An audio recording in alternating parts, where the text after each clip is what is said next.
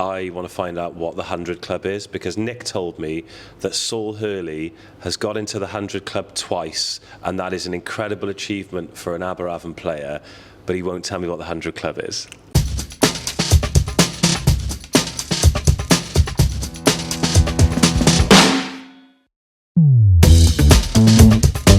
Welcome to the Cauldron, the Aberavon Rugby podcast. I've been workshopping a few ideas actually, but I still think the Cauldron's the best title, so congratulations on that.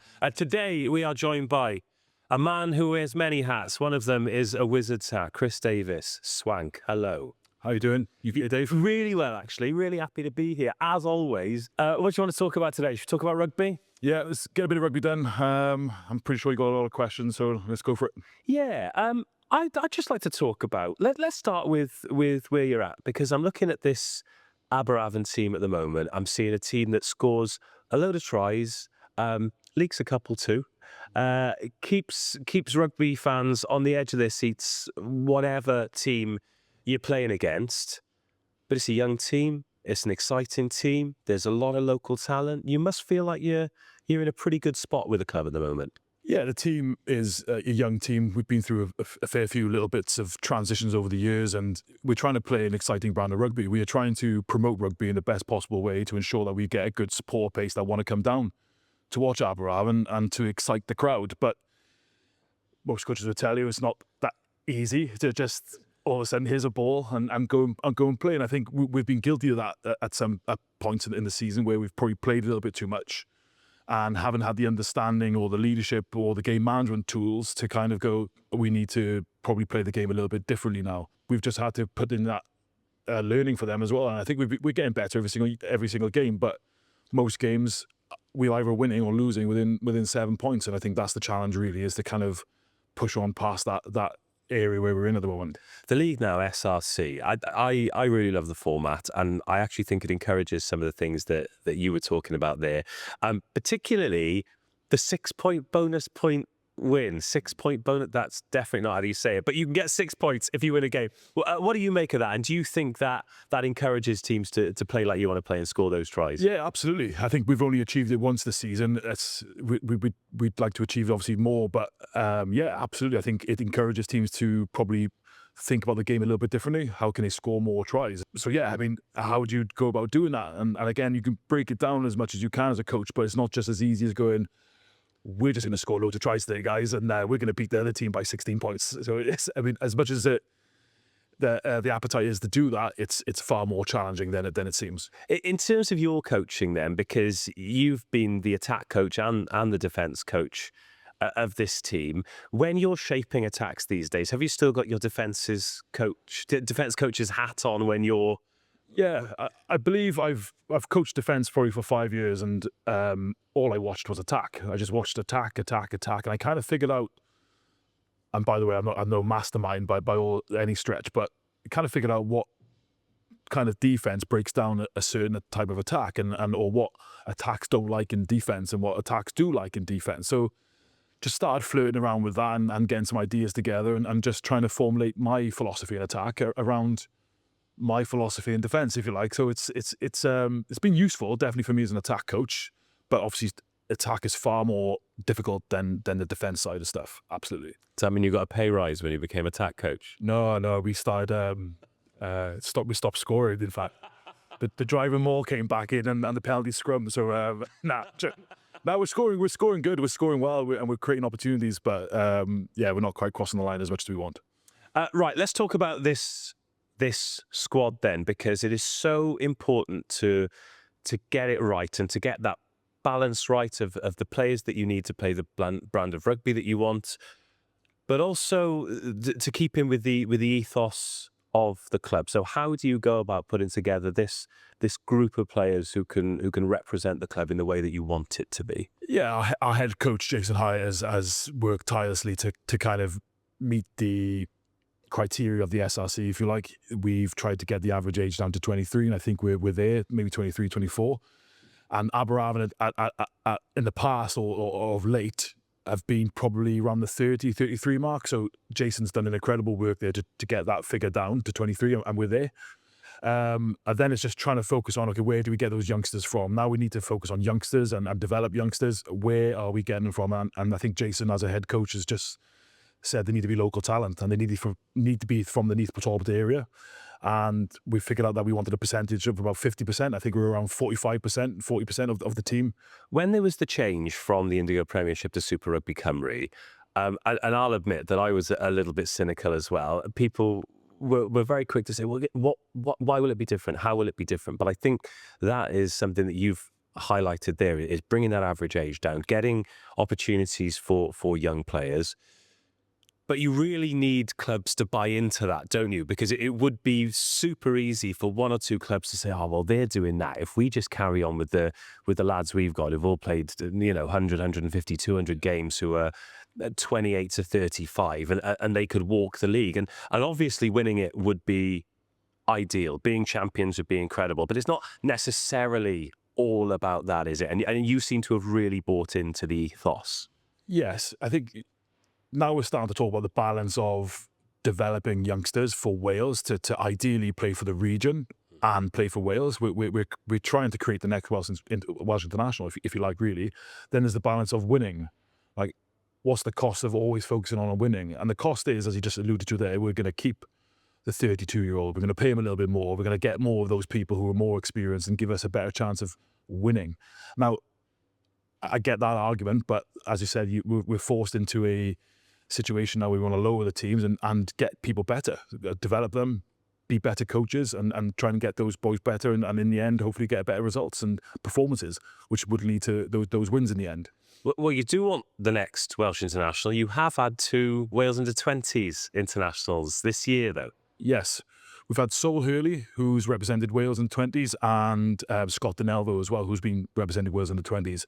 Mark Breeze, who is our forwards coach currently, who is forwards coach now of the Wales 20s as well. So not just the players are getting the development as well, but the coaches within Aberavon setup are getting the development, with Mark moving on into a very good role, and Mark's a very good coach, of course. So yeah, we're developing youngsters, and that's probably a highlight of the successes that we're probably having internally at the moment.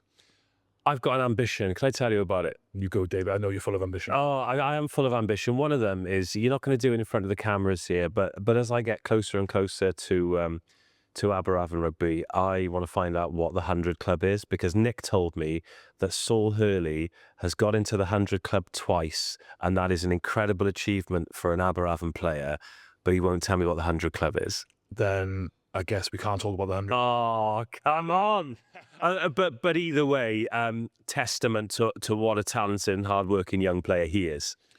Look, they all are, and like Sol is works tirelessly in the gym, and so does Scott. They go about their work and their ideas around the game and how they want to play diligently. They're very much, for Scott Denelvo, for example, very reserved, quiet human being, but through being in Aberavon, he's come out of his shell a little bit more. He's talking more. He's discussing his ideas. He's telling older players probably what he wants from them. So the information sharing game time is exceptional, and that's what we're talking about, really, is that leadership and that growth in not just on field. Like, okay, let's kick better, let's pass better, let's carry better. But the game's so much more than that. It's off the ball work, and it's the communication side of things as well. And yeah, as you said, Scott Denelvo is quality, and Sol Hurley there works tirelessly in the gym. So a lot of them are. How is it received by the older players when one of the young lads, 19, 20, starts trying to impart their ideas? I'll answer that twofold, really. I'll answer as a player. If I was when I was an older player in the group and there was a youngster kind of talking a bit more, I'd kind of like, tilt my head, raising the eyebrows. But that's the old-fashioned type of stuff we're trying to get rid of. But I think now, the squad now, you've got people like Joe Gage, the captain, who's a coach himself, who coaches age grade rugby. He's very much player growth and player voice, and he wants people to talk more and share their ideas and share their knowledge. So I think, yeah, internally, I could talk more about the BUCS. They share information, and it's taken on with curiosity and non-judgmental, I guess, really. And it's great to see at the moment, because over the years it probably hasn't been that way. Yeah, because that's important in a squad, isn't it? You need to, if you're going to contribute, whether you're a player or a coach or even a fan sometimes, you need to feel as though your voice is heard in your club. Yeah. And if you don't get that right, then bad things can happen. But it feels like lots of good things are happening here. So it must be an environment where that's working. Neath puts all but talent, great, but you can't fill your team with that. Well, you probably could, but I think it's important to bring other avenues together. And one of the avenues where it seems you've had tremendous success and brought in some really exciting players is BUCS Super Rugby, university talent, and those lads who've been able to mature between the ages of maybe 18, 21, 22. Now they're ready for senior rugby, and they seem to be making a really big impression in your team. Yeah, I got involved in BUCS Super Rugby about 4 years ago, and not really knowing what BUCS Super Rugby was about, or university rugby, if you like. And I was curious as well to increase my knowledge of the game, and there must be more than just Welsh rugby out there. So I got involved, and I was blown away with BUCS Super Rugby in general. But when I was involved at Cardiff, it's a full-time program. Yeah. These guys are, their week looks like a full-time professional, and they're there for 3 to 4 years studying. That's a long time of building camaraderie with people, learning communication skills, leadership skills, getting up in the morning, getting to the gym at 7:30. It's a pro program. And I was blown away by it. And like I said, I'm still there now. And yeah, the players that you're seeing now at Aberavon are from my first year, really, when they were freshers, is now they've exited university, and their exit pathway, we've taken a couple into Aberavon. How did your involvement come about then 4 years ago? I contacted Alan Flowers, the head of rugby at the time, and he was looking for coaches. And just like I said, reached out and said, "What do I need to do here? How can I help? And can I come in and see what it's all about and run the defense there?" And he was, we spoke for long times of about university rugby, and I jumped in there then and just learned about it myself. And I learned so much as a coach there, so much. I'm still learning so much. Given the size of the program there and the resources he's got, I bet he was over the moon when you dropped him a line. Yeah, he needed some help, and we still do at Cardiff, and it was an honour and a privilege to help out, and I still feel like that now. Yeah. Amazing. It's a hell of a club, like Cardiff University and Aberavon, and all of the clubs in this league and in BUCS Super Rugby, actually. Some brilliant rugby stories and some great history as well. But look, it's important today that we do focus on Aberavon, and of course your natural links to Cardiff University, where you're doing an excellent job. I mean, you've got high quality players, but much smaller squads than there are, particularly, well, I was going to say over the border, but even Cardiff Met, they've got a huge player pool, but the likes of Loughborough and Bath and Exeter, they've got massive resources, and it links beautifully with this league. But we're very lucky in Wales. 10 teams in men's BUCS Super Rugby. 3 of them are this side of the bridge. Cardiff Met, and Swansea. Thankfully, they've managed to remain in the division. Hugh Gustafsson. Is he a rival? Can we call him a rival? Is he a rival? No, he's not a rival. Hugh's a great guy. I've worked with Hugh in the Ospreys as well, so we're all friendly. We all face the similar challenges. We all discuss the challenges that we're facing, and we're kind of like knocking our heads together, thinking, Hugh was coaching Swansea as well, RFC, and we just saw each other one day. I think it was similar time to this year. Last year, we both just hugged each other. It's tough, isn't it, mate? Like, yeah, so we both feel it, and so definitely not rivals. Swansea, Cardiff, rivals, right? Yeah. And then on the day, off they go, and they play varsity, and same with the Cardiff clash with Cardiff Met as well, rivals. But everything off field is very much a partnership and a celebration of BUCS Super Rugby or SRC as well. Of course, but with those 3 academic institutions, they're providing a lot of players. Yeah, over the years that I've been at Cardiff, you look at people like Marcus Ramage, who had his brother Greg Ramage, the twin brothers, who represented Hong Kong. Greg's who's a doctor now, he stopped playing, but then Marcus Ramage has moved on to Nottingham. He's playing good rugby with Nottingham, and had some interest with Leicester Tigers as well.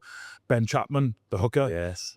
Exceptional hooker, and I think I'm not sure if I'm right, but he's playing in Doncaster. Yeah. Under Daz Fern, who was a BUCS Super Rugby coach up in Northumbria, and he did England students. He picked him for England students. Yeah. So there's so many, but then there's people who want to stay in Wales. And for example, Luke Pollock is one of them. Luke Pollock studied physiotherapy, so he needed to stay in Wales with the NHS for 2 years. So then he picks up a contract with Cardiff at the moment. And now with Aberavon, he has a a duty to stay in Wales, and therefore a club will benefit from Luke Pollock's services as a rugby player. And the same with Felix Gilbert, who's with us now. He's stayed on to a Masters, but he's probably paused his career on BUCS Super Rugby. He's done that. That journey's over for him, and he wants to explore those different avenues. So we're lucky to have someone like Felix Gilbert come into our SRC Aberavon program and reap the rewards of what BUCS Super Rugby has provided Felix, and now we get that at Aberavon. Rugby's completely different this side of the border. A lot of young players, you come through clubs here, and there you come through schools. And I mean, I don't know how much time you've spent in some of those school grounds, mate. They're better than some of the professional clubs in terms of the facilities that they've got. But in terms of his journey, coming to a part of the world like this, and give him an opportunity to play senior rugby. I mean, we're all on a journey, and he seems to be really enjoying his here. Yeah, I mean, a few things I found out about Felix is he played fullback for Cardiff University for 3 years, and one, he never got injured, and he never scored a try. Unbelievable. But we played him on the wing here at Aberavon. He can't stop scoring tries. Yes. And he's constantly injured at the moment. So I should have realised he probably was better off at the wing in Cardiff. But yeah, I mean, look, Felix is going to learn so much about playing for a club like Aberavon. The difference in the environments are massive. So yeah, he's going to definitely learn from his time at Aberavon. Same as Gwilym as well, and others. And there's so many learning opportunities to take from it. Does that provide a challenge for you as a club and as a coaching group then? So you mentioned Gwilym there. He came from a full-time program at Cardiff, and then Felix who came from the school's background in England, and then you've got the lads who are local and then end up playing for Aberavon. How do you kind of temper their expectations, and do you feel as though the club are able to match their expectations in terms of the quality of the rugby you play, the venues you get to play at, the training facilities, the coaching they get? It's a lot to balance, isn't it? Yeah, it is, but it will go back to the player needs to be at the centre of the journey, and we are here, coaches. I'm here, Jason's there to facilitate that journey. So Gwilym's journey looks different to Felix's. Felix, why is Felix still in Wales? Obviously he's doing a Masters. Whatever that journey looks like, what does he want to do next? Gwilym wants to be a professional rugby player, so we're putting all of our resource into making sure that he has the best opportunity to become a professional rugby player. So it's just learning what these players want and need and making that happen. And I think it's really, really important to ensure that they get that from us as coaches, because there's far more onus on us as coaches, I think, to make them better people, as opposed to just making them better rugby players. There's so much to learn from the game of rugby, especially in university. Like I feel it's very important, the roles I hold in both institutions, is that we need to make them better people. And if they leave in a better person, then I feel like my job's probably close to being done than being a better rugby player. That's one of the reasons why I love the university pathway so much, and even for those players who are involved with professional clubs, I feel as though they benefit from going to a BUCS Super Rugby university, just because you meet more people from different backgrounds, and this is meant with the utmost respect to the academy programs, because I think they're proven results, and I think they're absolutely phenomenal programs. But ultimately, if I'm not going to name a city here, because this is where you get abuse, but City X, and you get signed from there. So the likelihood is you're from either that city or 20 miles either side. So everybody in that academy is going to be from the same area. So you do the same thing every day. And my example of that is a guy called Cy Lintsell, who was captain of Exeter University, from Gloucestershire, studied Arabic, right, at Exeter University. So his course, every day, he'd go to his lectures, people genuinely from all over the world, but then he'd play, he'd train, and he's literally just retiring from professional rugby with Ealing Trailfinders now. So captain Hartpury in the Championship, played a season or two for Gloucester, then went to Ealing. He's had a good go at it. Now he's coming out the other side, ready for life. But sometimes professional sport, not deliberately, but it can chew you up and spit you out the other side, and you haven't had any of that life experience. All the travel you've done has been wherever the team are are playing away, which admittedly, if you play in the URC, is a little bit more exotic. But yeah, it's another avenue, and all of the avenues are really important. But if that is one that appeals to you and you think you should go for, I feel as though you really should go for it, because I don't think anybody regrets going down that pathway. No, absolutely not. I think the university lifestyle and the rugby program specifically at any of those universities are quality. Like I said, they're there for 3 years. They live like a professional, and they've just left home, so they defend for themselves, right? They haven't got mum and dad or whoever's at home, making their 6 eggs, beans on toast. So they haven't got that luxury anymore of what life looked like. They have to go and fend themselves, get jobs, and yeah, they learn a lot about themselves, and they find themselves in pickles sometimes. And again, we're there to help them, guide them through, facilitate that journey. So yeah, it's a tough old journey, and I would recommend anybody. My son now is 17. He's looking for those choices and I'm like, you go to university. And they talk about, the financial implications that it might have on them later on in life. And I'm thinking, well, okay, but look at the experience it gives you and the time. You don't get those moments back. And I'm all for it. Go to university, get your degree, and play rugby hopefully for a BUCS Super Rugby team. Do you ever have to keep an eye on them though? Because there's a great story that Danny Milton tells, the former head of rugby at Cardiff Met, who's a brilliant, brilliant guy. And he's had some amazingly talented players come through his programme, up to and including Alex Donbrant, Harlequins club captain, 30-odd caps for England. By his own admission, struggled with his weight a little bit at uni. And Danny's got a story where he was walking along, saw Dommers, and he's like, "Oh, you're right, Dommers. Yeah, good. What have you been up to? Oh, I've just been to the gym, Danny." He's, "Oh, you've been to the gym, have you? Yeah, big session. Yeah, big session, cardio, yeah. And he was shuffling behind his back because he had a load of cream cakes shoved up his hoodie, So is that something that you have to keep an eye on? That's a tough one, right? So I don't keep an eye on them. They're grown men. They've got to make a lot of decisions for themselves. They've got a lot of learning to do. They're going to make a lot of mistakes, and they're going to have to find out themselves. Yeah. I'm not. We can discuss stuff that they've been through, chosen to do, and just kind of go, yeah. What do you think about that? What's the consequences of that? So we're just there to, again, guide and just facilitate, not there to lecture, stop, prevent, and they're there to have a good time. And I think if you, so me as a person, as a coach, I'm that more transformational style. I'm like, oh, is this what you want to do?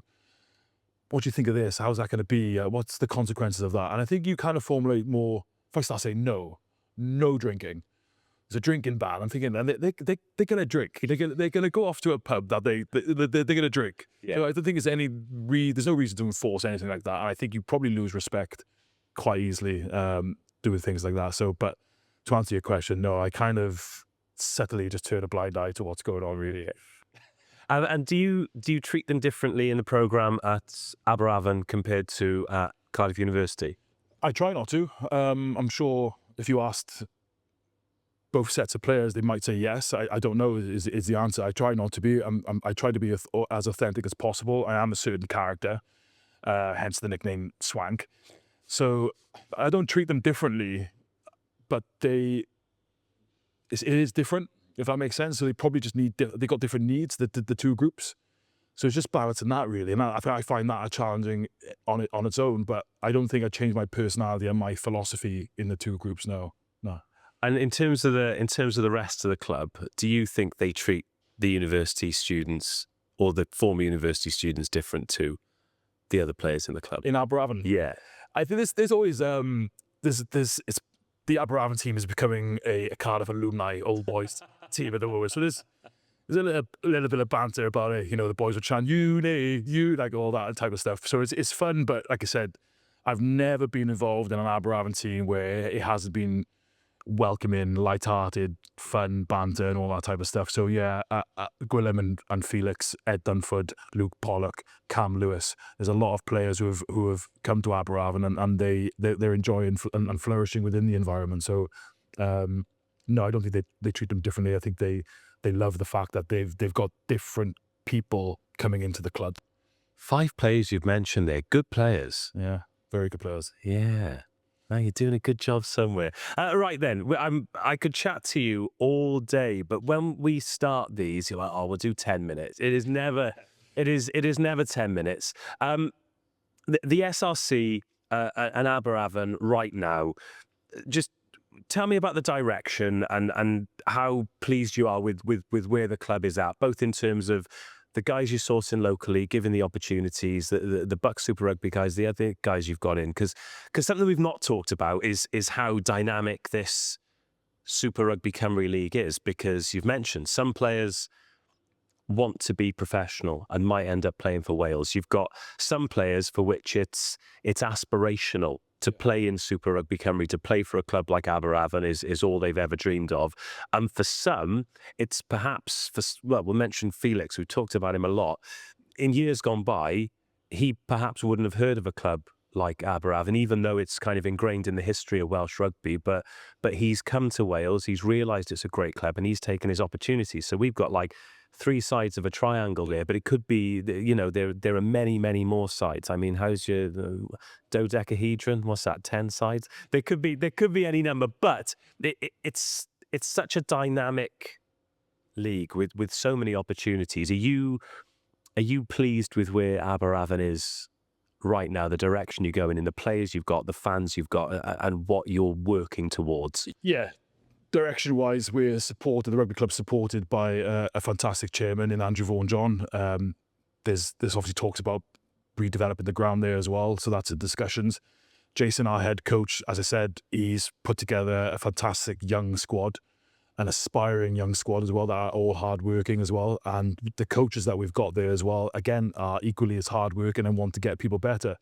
Nick Fish, who's again from Cardiff University, Nick White again from the Ospreys age grade, and Mark Breeze as well, so it's hard-working coaches, hard-working players. So dynamic-wise within that group, yeah, I couldn't be happier. Performances and results, that's always a challenge and a discussion point all the time. I do feel as if there's games that we could have won, and which would have made the league table. But there's me again then looking about performances and winning, and where does that leave us? It's more about the development of the people involved, and I believe that we are developing people and players as best as we can be. So, and the support at Aberavon is always amazing. They're there week in, week out, shouting on "Come on, Avon" and all that type of stuff. The Avon chants, and they're a terrific bunch of supporters. But as I said, we're always looking for those new supporters at Aberavon. We're looking for people who want to come down to watch an entertaining game of rugby, watch young, talented people play rugby and throw the ball about.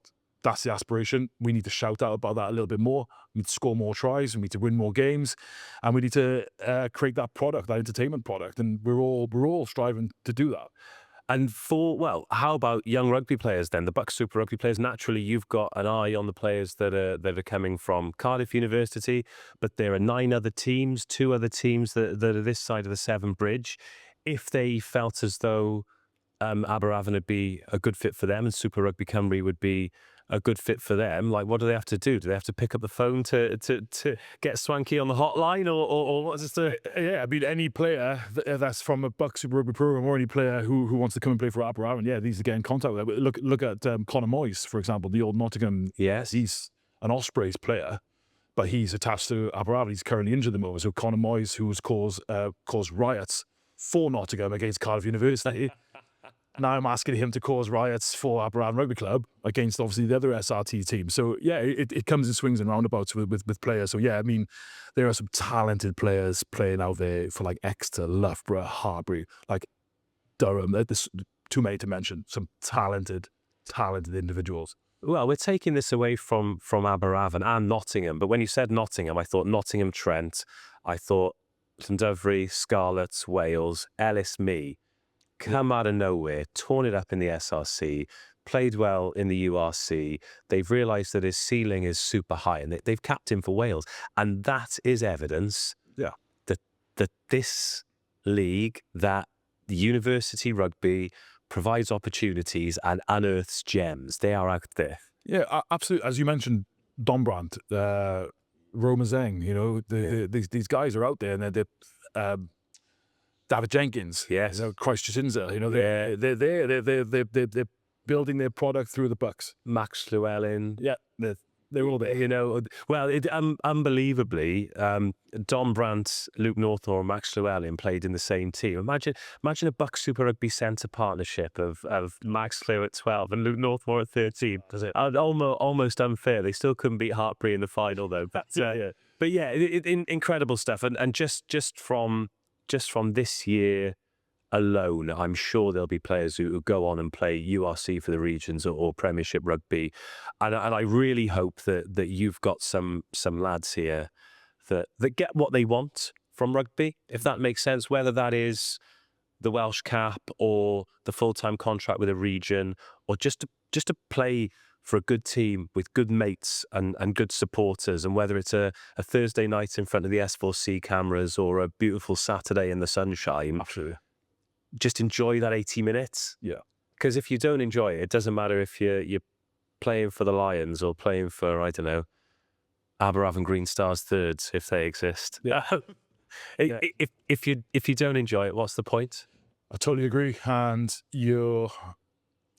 we speak, well, I can speak on my behalf, is that rugby's gone for me now. I don't get to lace my boots anymore, but those memories it seems like a lifetime ago that I was running around the Talbot Athletic Ground trying to cause carnage and not trying to get sin bin. So yeah, those memories are gone, but those memories of the people that I played with will stay with me forever. And you're right, it's creating those memories and enjoying the rugby, but trying to tell those people that in the moment is difficult.